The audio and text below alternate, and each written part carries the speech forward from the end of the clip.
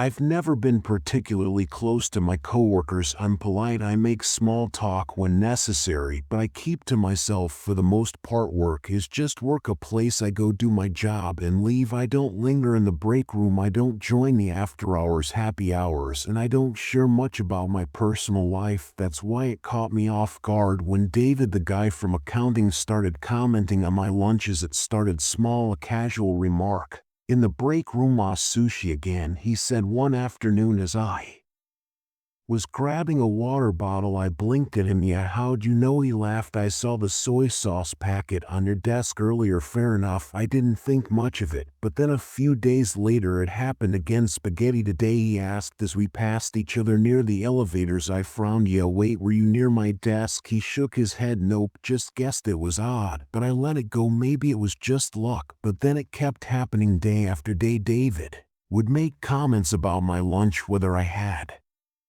eaten at my desk, gone to a cafe, or even taken my food to the park alone. He always knew, and I couldn't figure out how. At first I tried to rationalize it. Maybe David was just observant. Maybe he saw food containers in the trash or overheard me mentioning lunch to someone. Maybe it was all just coincidence. But after a few weeks I couldn't ignore it anymore. I started testing him. One afternoon I ate in my car windows up, parked a few blocks away. I didn't mention it to anyone, didn't leave any food packaging on my desk, didn't even stop by the office kit. The next morning as I was getting coffee, David walked past and smirked. Hoped the sandwich was good. I froze. It had been a turkey sandwich, the exact thing I had eaten alone in my car. How did you know that? I asked, my voice coming out sharper than I intended. I left the office for lunch, walked 2 blocks away from my usual spots, and picked up a meal from a random food truck I had never visited before. I ate inside the park at a bench tucked away from the main path with no coworkers around. When I returned to the office, I avoided David because I didn't want to give him the opportunity to say anything. But just before the end of the day, as I was packing up, he walked past my desk and tapped the back of my chair. My stomach fell, and I carefully turned to see what the green curry's the best thing on their menu, he said, winking before heading toward the elevators. I sat there gripping my desk so tightly my knuckles turned white. I had never mentioned that place before, never gone there before. There was no way he could have just guessed. Something was very wrong. That night I couldn't sleep. I kept replaying the past few weeks in my head, trying to make sense of it. Had he been following me, checking my receipts? No.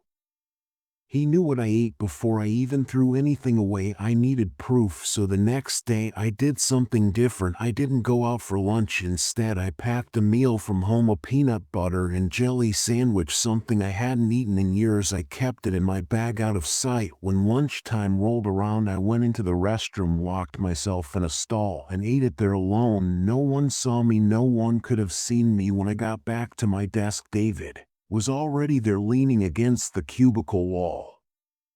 He smiled. PB&J. I felt my stomach twist into knots. I didn't say anything. I just stared at him. He laughed like this was some inside joke I wasn't in on. Classic choice. Then he walked away. My hands were shaking as I reached for my phone. This wasn't just weird anymore. This was dangerous. I needed to find out what was going on, because if David knew what I was eating, what else did he know? I couldn't focus for the rest of the day. I kept staring at my screen, pretending to work, but my mind was racing. How had he known? There was no logical explanation. I had eaten by myself in a closed toilet stall with no one else around. No garbage, no leftovers, and nothing to share. But David knew. I had to figure out how. That evening, when I came home, I began considering all the ways he may be able to acquire my phone number. I got to work early the following morning before most people arrived, so I carefully checked my workspace, under my desk, inside my drawers, and even behind my monitor. At first, I found nothing, but as I slid my hand under my chair, my fingers brushed against something small, and I froze slowly, peeling it off. A tiny black square tracking device. I had checked my apps, location settings, and emails, and nothing suspicious. Then I thought about my desk. David had been hanging around my cubicle a lot, but I told myself he was just being friendly. I turned it over in my hands, and my breath caught and my heart thumped in my ears. It was barely perceptible. The kind of thing you have to search for in order to find it. I spent the next hour arguing with David about what to do because he always knew he wasn't guessing, he wasn't following me, and he was listening. However, something about this wasn't just strange, it was planned. He had placed this in my office, in my personal space. If he was brave enough to do that, what else could he do? Instead, I went to HR and told them everything, including the comments and the tracking device, and how he always seemed to know things he shouldn't. I put the little bug on the desk and watched as their faces went whitened. Beth, the HR manager, asked, "Where did you find this?" I replied, "I think he's been tracking me." I didn't know what HR told David, but by the end of the week, his desk was cleared out, and no one mentioned him or gave him an explanation. I should have felt relieved, but I didn't because when I got home that evening, there was a note waiting for me, neatly tucked under my apartment door. Beth looked at the device again, then back at me. "This is serious." I nodded, knowing that we'll handle it.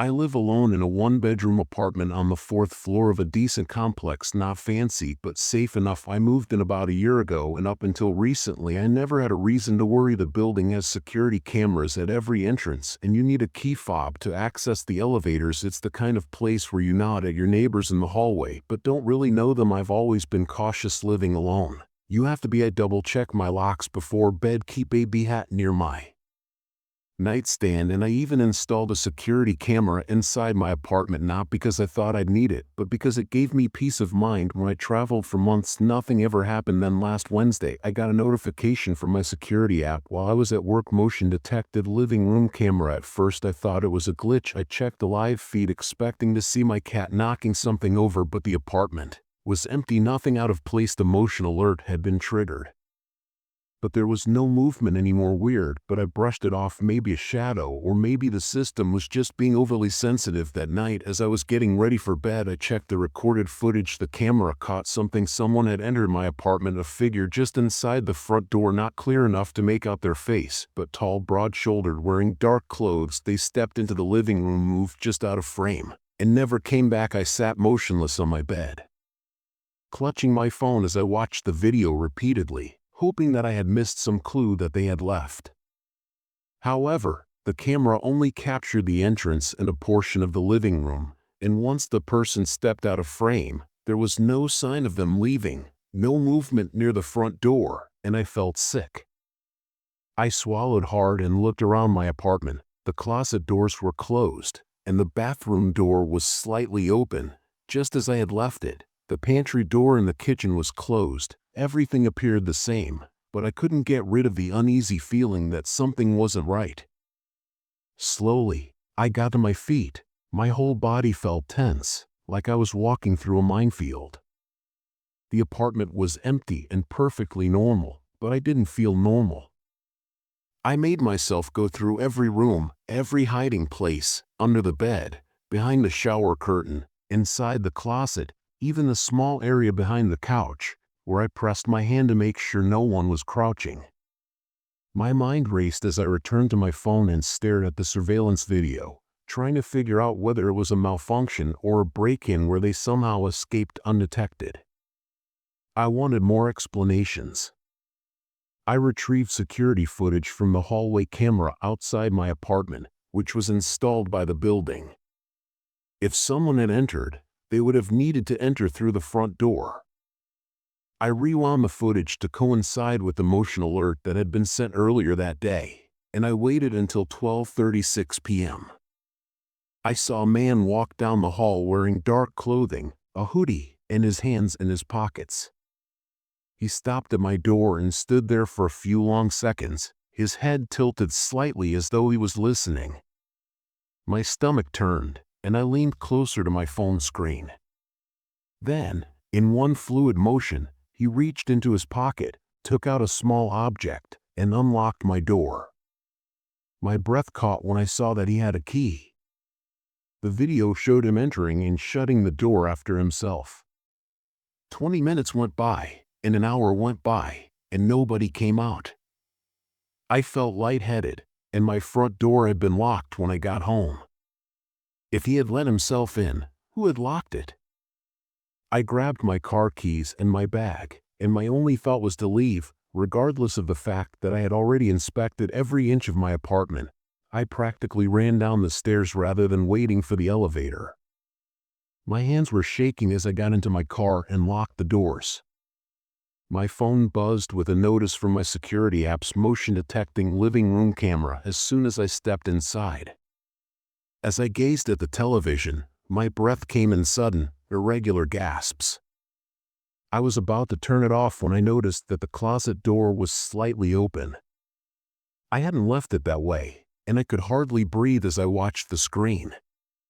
The door had been closed when I left, but now there was the smallest gap, a shadow barely visible inside.